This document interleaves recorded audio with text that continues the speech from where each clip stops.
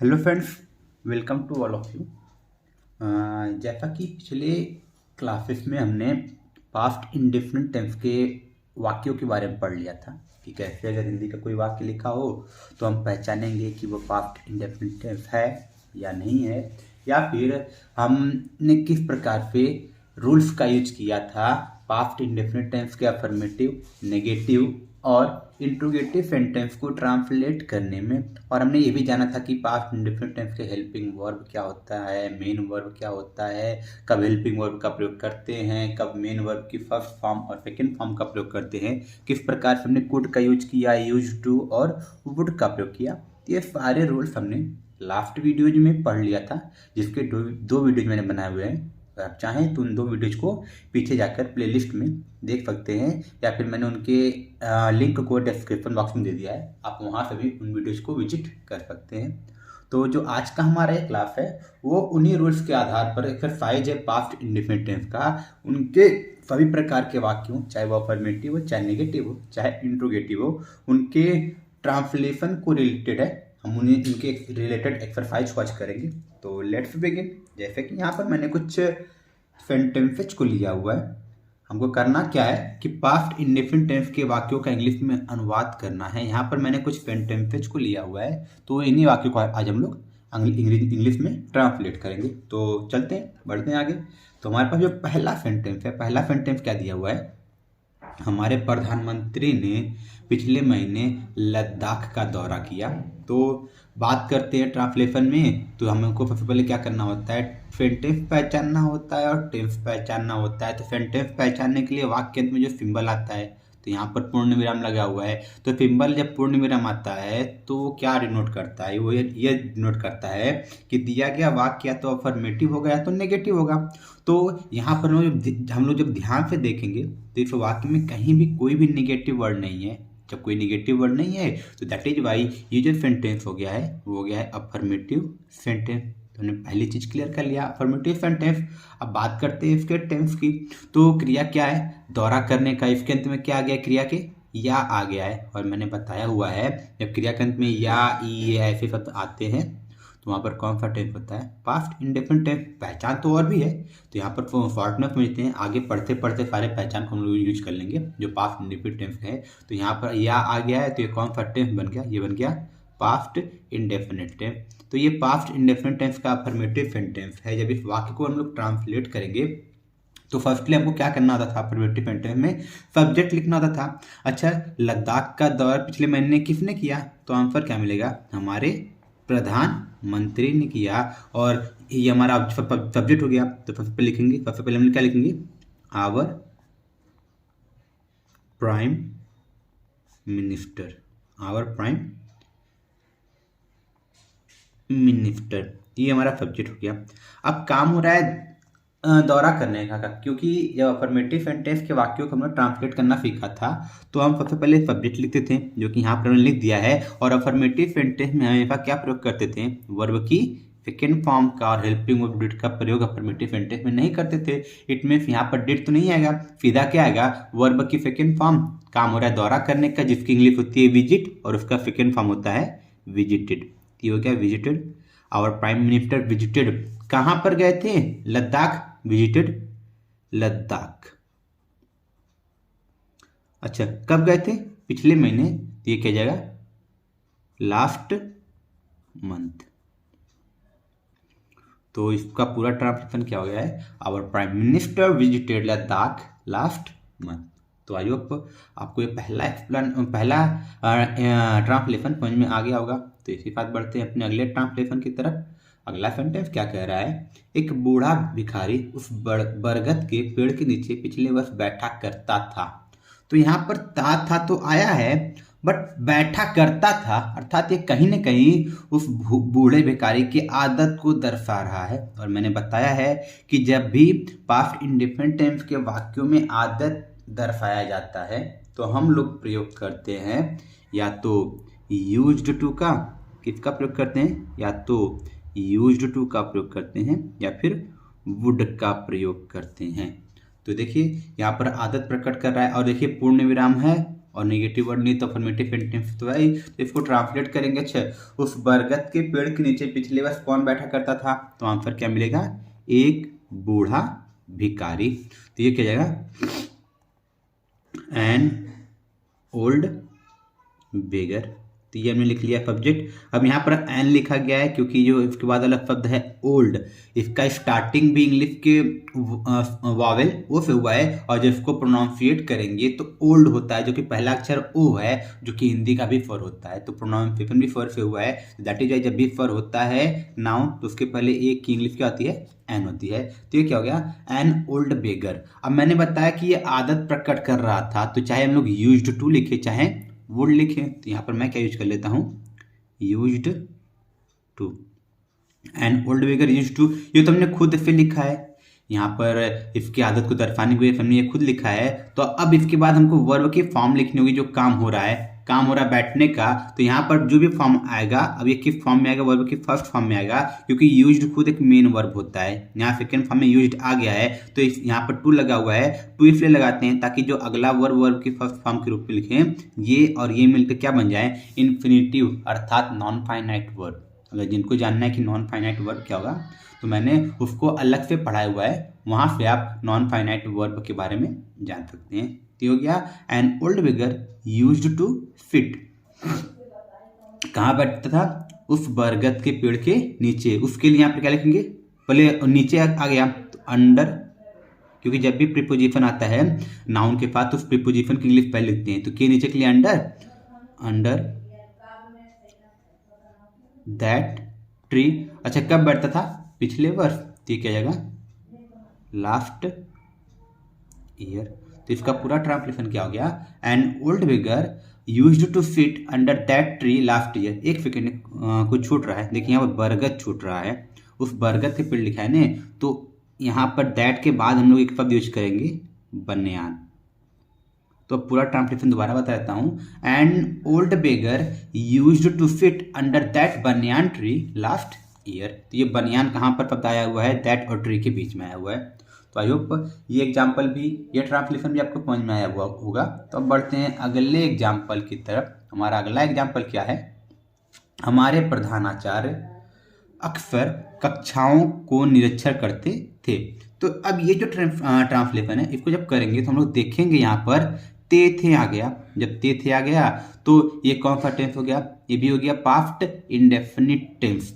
तो यहाँ पर हम देखेंगे एक शब्द आया हुआ है अक्सर। अक्सर की इंग्लिश होती है often.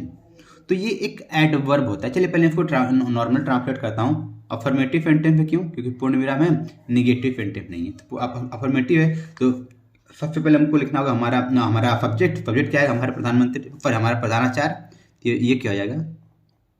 Our principal, our principal. अब देखिए, ये मैं जो बता रहा था अक्सर, अक्सर की इंग्लिश होती है, अक्सर की इंग्लिश होती है ऑफन। अब ये एक तरह का एडवर्ब होता है। मैं कुछ एडवर्ब के बारे में बता रहा हूँ। जब भी वाक्य में ये एडवर्ब आते हैं किसी भी हिंदी के वाक्य में, तो उनको हमेशा मेन वर्ब के ठीक पहले लिखते हैं। जैसे कि वो एडवर्ब क्या क्या है, मैं उसको यहाँ पर लिख देता हूँ। यहाँ पर साइड में लिख देते हैं। पहला है ऑलवेज, दूसरा है often, seldom, seldom, never, just, ever, usually, hardly, already और नियरली। तो यहाँ पर ही मैंने जितने शब्द लिखे हैं ये एक एडवर्ब होते हैं, और ये ऐसे एडवर्ब होते हैं जब भी इनका प्रयोग किसी वाक्य में होता है तो इनको हमेशा जो मेन वर्ब होगा उस मेन वर्ब के ठीक पहले लिखा जाता है। तो यहाँ पर अब इसको बताने का रीजन क्या था, क्योंकि ये इस सेंटेंस में हम लोग देखेंगे यहाँ पर अक्सर का प्रयोग किया गया है। अक्सर की इंग्लिश होती है ऑफन। यहाँ पर मैंने बताया कि ऑफन भी आ सकता है, तो ऑफन शब्द का प्रयोग इस सेंटेंस में किया गया है। अब जब इस सेंटेंस को हम लोग ट्रांसलेट करेंगे तो ये इसका ट्रांसलेशन क्या हो जाएगा। अब काम कर रहे नेचर करने का, नेचर करने की इंग्लिश होती है इंस्पेक्ट, तो उसके पहले ही हम लोग किसका प्रयोग कर लेंगे, ऑफन का, क्योंकि हमारा इंस्पेक्ट ही मेन वर्ब है ऑफन। तो ये often our principal, often our काम पास्ट इंडेफिनिट टेंस का अफर्मेटिव सेंटेंस है, तो वर्ब की सेकंड फॉर्म लिखेंगे। तो वर्ब की सेकंड फॉर्म क्या हो जाएगी, इंस्पेक्ट की इंस्पेक्टेड। तो ये क्या गया, inspected. Our principal often inspected, किसका नेचर करते थे, कक्षाओं का, द रूम्स। तो इस प्रकार से इस गिवन सेंटेंस का भी हमने क्या कर लिया, ट्रांसलेशन कर लिया इंग्लिश में। आई होप आपको समझ में आया होगा। तो दोबारा बता देता हूँ, मैंने अभी जो लिखा है एडवर्ब, अगर उन एडवर्ब में क्या क्या था, ऑलवेज था, ऑफन था, सेल्डम था, नेवर था, जस्ट का एवर, जस्ट हो गया, एवर हो गया, यूजुअली हो गया, हार्डली, ऑलरेडी, नियरली। जब भी इनमें से कोई भी वाक्य में प्रयोग किया जाता है तो उनका प्रयोग हमेशा उस दिए गए वाक्य का जो मेन वर्ब होगा, वर्ब के फर्स्ट फॉर्म, सेकंड फॉर्म या थर्ड फॉर्म, उनके ठीक पहले किया जाएगा। जैसे यहाँ पर मेन वर्ब का फॉर्म क्या था, वर्ब के सेकंड फॉर्म इंस्पेक्टेड। यहाँ पर अक्सर ऑफन का प्रयोग करना था, तो हमने ऑफन का प्रयोग कहाँ किया है, इस मेन वर्ब के ठीक पहले। तो चलिए इसी साथ अगले सेंटेंस की तरफ बढ़ते हैं। अगला सेंटेंस क्या है, डॉक्टर साहब ने रोगी के लिए दवाइयां नहीं लिखी। देखिए यहाँ पर, देखिए यहाँ भी पूर्ण विराम है, लेकिन यहाँ पर अब किसका प्रयोग किया गया है, नहीं शब्द का प्रयोग किया गया है। तो अब ये गिवन सेंटेंस कौन सा सेंटेंस हो गया है, ये हो गया है नेगेटिव सेंटेंस। और लिखी ई आ गया है, तो टेंस क्या बन गया है, पास्ट इंडेफिनिट टेंस। अर्थात अब ये जो दिया गया वाक्य है वह पास्ट इंडेफिनिट टेंस का नेगेटिव सेंटेंस है। तो यहाँ पे सबसे पहले सब्जेक्ट ही लिखते हैं। तो सब्जेक्ट क्या है, डॉक्टर साहब, ये क्या जाएगा, द, यहाँ पर क्या लिखेंगे, द डॉक्टर, द डॉक्टर। अब जब नेगेटिव सेंटेंस है, तुमको पता है नेगेटिव सेंटेंस में पास्ट इंडेफिनिट टेंस हम लोग किसका प्रयोग करते हैं, डिड नॉट। तो ये क्या, डिड नॉट। अब क्या काम हो रहा है, दवाइयां नहीं, मतलब लिखने का काम हो रहा है, दवाई लिखने का। और जब दवाई लिखने का वर्ब यूज करते हैं तो वहां पर होता है प्रिस्क्राइब मेडिसिन। तो ये क्या जाएगा, prescribe, prescribe, did not prescribe medicine, medicines, किसको, medicine, the doctor did not prescribe medicine to the patient. तो इस प्रकार से हमने इस वाक्य को भी ट्रांसलेट कर लिया है। आगे बढ़ते हैं अगले वाक्य की तरफ, अगले सेंटेंस की तरफ। अगला सेंटेंस क्या है, उसने ऐसा मीठा पानी कभी नहीं पिया। तो पूर्ण विराम है नहीं के साथ, लेकिन यहाँ पर एक और शब्द जुड़ गया है, कभी नहीं।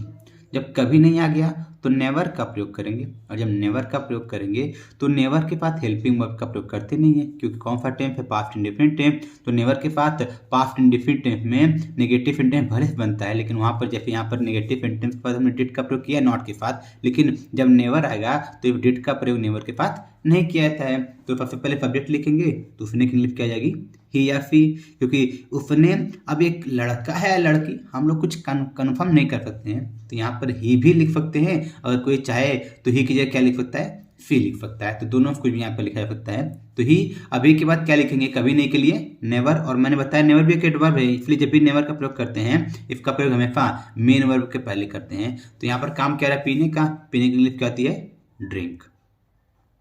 ये हो गया, ही नेवर ड्रिंक। अब ऐसा मीठा पानी, इसकी इंग्लिश होती है so sweet water. He never, पर यहाँ पर हम लोग गलती कर रहे हैं। गलती क्या कर रहे हैं कि अब जब नेवर आ गया, हेल्पिंग वर्ब का प्रयोग नहीं किया गया है, तो यहाँ पर वर्ब की सेकेंड फॉर्म का प्रयोग करेंगे। और मैंने गलती से यहाँ पर वर्ब की फर्स्ट फॉर्म लिख दिया है। तो ड्रिंक का सेकेंड फॉर्म क्या होता है, ड्रैंक होता है। Drink, drank, drunk. तो ये हो गया हमारा ड्रैंक। वापस इसको ऊपर ले देता हूँ, ये हो गया हमारा second form drank. He never drank so sweet water, क्योंकि जब भी नेवर आएगा, नेवर के आने की स्थिति में डिड तो हट जाएगा, और जब जैसे ही डिड हटेगा तो लोग डिड के साथ वर्ब की फर्स्ट फॉर्म लाते हैं, लेकिन जब डिड नहीं होता है तब कौन सी फॉर्म लाती है, तब वर्ब की सेकेंड फॉर्म का प्रयोग किया जाता है। तो आई होप अब आपको ये सेंटेंस में समझ में आ गया होगा। अब बढ़ते हैं अगले सेंटेंस की तरफ। अगला सेंटेंस हमारा क्या है, वह जाल नहीं खींच सका। तो देखिए पूर्ण विराम है, नहीं भी है, तो नेगेटिव सेंटेंस तो बन गया, नो डाउट। अब बात करते हैं इसके टेंस की। तो देखिए फका आ गया, तो ये भी पास्ट इंडेफिनिट टेंस को ही डिनोट करता है, लेकिन जब फका फके ऐसे शब्द आते हैं तो वहां पर हम लोग हेल्पिंग वर्ब कुड का प्रयोग करते हैं। अर्थात जब इस वाक्य को ट्रांसलेट करेंगे तो ये क्या जाएगा, सबसे पहले सब्जेक्ट लिखेंगे ही। अब नेगेटिव है और फका आया हुआ, तो फका की वजह से क्या लिखेंगे, कुड, और नेगेटिव है तो नॉट। ही कुड नॉट, काम हो रहा है खींचने का, खींचने की इंग्लिश क्या होती है, पुल। ही कुड नॉट पुल, क्या नहीं खींच सका, नेट, जाल, जाल इंग्लिश आ जाएगी net. He could not pull the net. तो इस प्रकार हमने इस सेंटेंस को भी ट्रांसलेट कर लिया है। बढ़ते हैं आगे। तो अगला सेंटेंस क्या है, क्या हमारे नेतागण एकता और अखंडता के लिए ईमानदारी से कार्य करते थे। तो देखिए पूर्ण, सॉरी अब क्या आ गया, पूर्ण विराम की जगह क्वेश्चन मार्क आ गया है। अब क्वेश्चन मार्क क्या डिनोट कर रहा है, ये सेंटेंस क्या बन गया है, इंट्रोगेटिव बन गया है, प्रश्नवाचक बन गया है। और जब प्रश्नवाचक वाक्य होता है तो वहां भी दो पॉसिबिलिटी होती है, एक यस नो टाइप अर्थात फर्स्ट टाइप, और एक होता है डब्ल्यूएच टाइप यानी कि सेकेंड टाइप। और जब यस नो टाइप होता है तो सबसे पहले हेल्पिंग वर्ब लिखा जाता है, और जब डब्ल्यूएच टाइप होता है अर्थात क्वेश्चन वर्ड वाला होता है तो वहां पर सबसे पहले क्या लिखते हैं, क्वेश्चन वर्ड लिखते हैं। तो देखिए यहाँ पर जो क्वेश्चन मार्क लगा हुआ है तो इंट्रोगेटिव सेंटेंस है, और इस इंट्रोगेटिव सेंटेंस का पहचान किससे किया गया है, सॉरी प्रारंभ किससे किया गया है, क्या से किया गया है। और जब क्या से किया गया है और इसका उत्तर यस या नो में दे सकते हैं, तो ये कौन सा सेंटेंस बन गया है, ये हो गया है yes no type of interrogative sentence. और यस नो टाइप है तो सबसे पहले हेल्पिंग वर्ब लिखेंगे। अब हेल्पिंग वर्ब क्या लिखेंगे, वो तो टेंस के ऊपर डिपेंड करता है। तो यहाँ पर क्या प्रयोग किया गया है, ते थे और ता था, ती थी, ते थे, ऐसे सेंटेंस में जाते हैं तो वहां पर किसका, वहां पर कौन सा टेंस होता है, पास्ट इंडेफिनिट टेंस ही होता है। और पास्ट इंडेफिनिट टेंस के वाक्य में सबसे पहले क्या लिखते हैं, हेल्पिंग वर्ब डिड। ये क्या हो जाएगा, डिड। अब हमको लिखना होता है सब्जेक्ट। एकता और अखंडता के लिए ईमानदारी से कार्य कौन करते थे, तो आंसर क्या आ जाएगा, नेतागण। तो ये जाएगा did the politicians, did the politicians. तो ये हो गया। अब काम क्या रहा है, आगे क्या दिया हुआ है कि हमारे नेतागण एकता और अखंडता के लिए ईमानदारी से कार्य करते। तो यहाँ पर जो वर्ब है कार्य करने का, और कार्य करने के लिए क्या होती है, वर्क। तो ये क्या जाएगा, डिड द पॉलिटिशियंस वर्क। अब काम कैसे करते थे, तो वो क्या लिखा गया है, ईमानदारी से कार्य करने का। तो did the politicians work honestly, ईमानदारी की स्पेलिंग क्या आ जाएगी, ऑनेस्टली। अब किसके लिए करते थे, एकता और अखंडता के लिए। तो यहाँ पर के लिए इंग्लिश क्या आ जाएगी, फॉर। ऑनेस्टली फॉर, एकता और अखंडता की इंग्लिश होती है यूनिटी एंड इंटीग्रिटी, इंटीग्रिटी। तो इस प्रकार से ये सेंटेंस भी इंग्लिश में ट्रांसलेट हो गया है। तो आई होप आपको ये सेंटेंस में समझ में आया होगा। यहाँ पर ने सबसे पहले डिड क्यों लिखा है, क्योंकि ये वाक्य क्या था, ये वाक्य था फर्स्ट टाइप इंट्रोगेटिव। तो आगे बढ़ते हैं अगले सेंटेंस की तरफ। तो अगला सेंटेंस हमारा क्या कह रहा है, तुम्हारा मित्र आज स्कूल क्यों नहीं गया। तो कहने को तो क्वेश्चन मार्क यहाँ भी इंट्रोगेटिव सेंटेंस ये भी है, बट इस सेंटेंस में जो प्रश्नवाचक शब्द है वो कहाँ पर है, वाक्य के बीच में। तो ये कौन सा टाइप हो गया है, ये डब्ल्यूएच टाइप हो गया है। इट मीन्स जब इस वाक्य को ट्रांसलेट किया जाएगा तो इस वाक्य का प्रारंभ किससे करेंगे, इस वाक्य का प्रारंभ करेंगे ये जो क्वेश्चन वर्ड क्यों है इसकी इंग्लिश से। तो ये क्या हो जाएगा, वाई। अब वाई लिख दी, इसका टेंस क्या था, गया, या आ गया है तो पास्ट इंडेफिनिट टेंस हो गया है। और पास्ट इंडेफिनिट टेंस का हेल्पिंग वर्ब क्या होता है, डिड। सेकेंड टाइप का स्ट्रक्चर क्या कहता है, सबसे पहले क्वेश्चन वर्ड, उसके बाद क्या लिखते हैं, हेल्पिंग वर्ब। हेल्पिंग वर्ब क्या है, डिड है। अब हमको लिखना है सब्जेक्ट। तो सब्जेक्ट क्या है, अच्छा आज स्कूल कौन नहीं गया है, तो आंसर क्या मिलेगा, तुम्हारा मित्र। और इसकी इंग्लिश क्या हो जाएगी, योर फ्रेंड। अब मैंने एक चीज बताया था कि जब भी कोई इंट्रोगेटिव सेंटेंस में नेगेटिव वर्ड आ जाए, जैसे देखिए यहाँ पर नहीं आ गया है, तो नेगेटिव वर्ड की इंग्लिश हमेशा सब्जेक्ट के बाद लिखते हैं। तो हमने सब्जेक्ट लिख दिया योर फ्रेंड, अभी नहीं की इंग्लिश यहाँ पर नॉट लिख देंगे सब्जेक्ट के तुरंत बाद। Y did your friend not, अब लिखना होगा वर्ब की फॉर्म। तो काम क्या रहा है, जाने का, और जाने की इंग्लिश क्या होती है, go. Why did your friend not go, कहाँ पर नहीं गया है? School, go to school. और कब नहीं गया है? आज स्कूल। आज की इंग्लिश हो जाएगी स्कूल, के बाद हो जाएगा टुडे, और लास्ट में क्या लगेगा? Question mark. तो इसी के साथ ये सेंटेंस भी बन गया, इसका भी हमने ट्रांसलेशन कर लिया इंग्लिश में। बढ़ते हैं अगले सेंटेंस की तरफ। तो अगले सेंटेंस को जब हम लोग देखेंगे तो इस सेंटेंस में भी क्वेश्चन मार्क आया हुआ है, लेकिन यहाँ पर भी क्वेश्चन मार्क कहाँ पर है? वाक्य के बीच में कितने।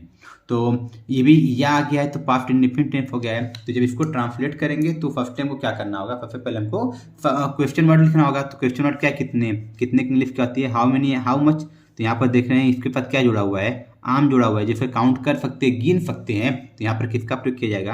हाउ मेनी का।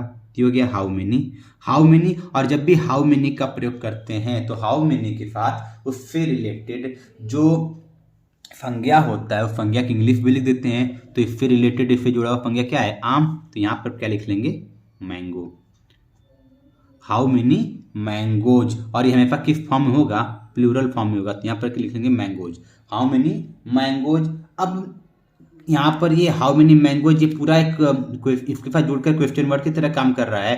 तो इसके बाद क्या लिखेंगे? Helping verb. तो हेल्पिंग वर्ब क्या लिखेंगे? डिड, क्योंकि इसका हेल्पिंग वर्ब क्या होता है? पास्ट इंडेफिनिट टेंस का डिड होता है। और इसके बाद क्या लिखना होगा? सब्जेक्ट। तो आम कौन खा रहा है? इस बच्चे ने। तो ये क्या हो जाएगा? This child. तो अभी तक क्या हो गया है? How many mangoes did this child. काम हो रहा है खाने का, खाने के लिए क्या हो जाएगी? ईट, क्योंकि जब भी डिड का प्रयोग करते हैं डिड के साथ आने वाला वर्ब क्या होता है? वो वर्ब की फर्स्ट फॉर्म के रूप का होता है। तो इस तरह से ये सेंटेंस भी बन गया है। तो आई होप आपको ये भी समझ में आया होगा। अब बढ़ते हैं अपने अगले सेंटेंस की तरफ। हमारा अगला सेंटेंस है, डाकखाने से यह पार्सल कौन लाया।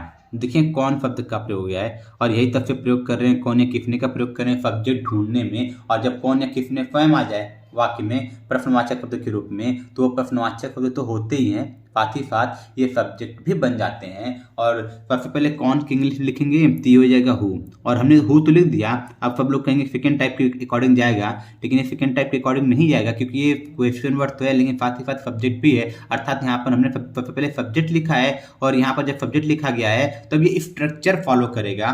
काम तो इंट्रोगेटिव का करेगा, लेकिन स्ट्रक्चर फॉलो करेगा अफर्मेटिव या निगेटिव का। तो इसमें निगेटिव वर्ड तो है नहीं, तो नेगेटिव का स्ट्रक्चर फॉलो नहीं करेगा। तो बचा क्या? अफर्मेटिव, क्योंकि अफर्मेटिव में ही सबसे पहले सब्जेक्ट लिखते हैं। यहाँ पर निगेटिव वर्ड नहीं है, तो अफर्मेटिव में वर्ब की कौन सी फॉर्म आती है? सेकेंड फॉर्म आती है। तो यहाँ पर काम आ रहा है लाने का। लाने की इंग्लिश होती है ब्रिंग, लेकिन सेकेंड फॉर्म लिखना है। तो ब्रिंग का सेकेंड फॉर्म क्या होता है? ब्रॉट। ठीक है, वो ब्रॉट। क्या काम हुआ लाने का? यह पार्सल, तो this parcel. Who brought this parcel. अच्छा, कहाँ से लाया गया है? डाकखाने से। जब कहीं से कोई चीज लाते हैं या कहीं से कोई चीज आती है तो वहां पर फेक इंग्लिश क्या आती है? फ्रॉम। तो क्या? From. Who brought this parcel from, कहाँ से? डाकखाने से। तो ये क्या हो जाएगा? Post office. तो इस प्रकार से ये गिवन सेंटेंस में बन गया है इंग्लिश में। तो आई होप आपको ये समझ में आया होगा। तो बढ़ते हैं आज के आखिरी सेंटेंस की तरफ।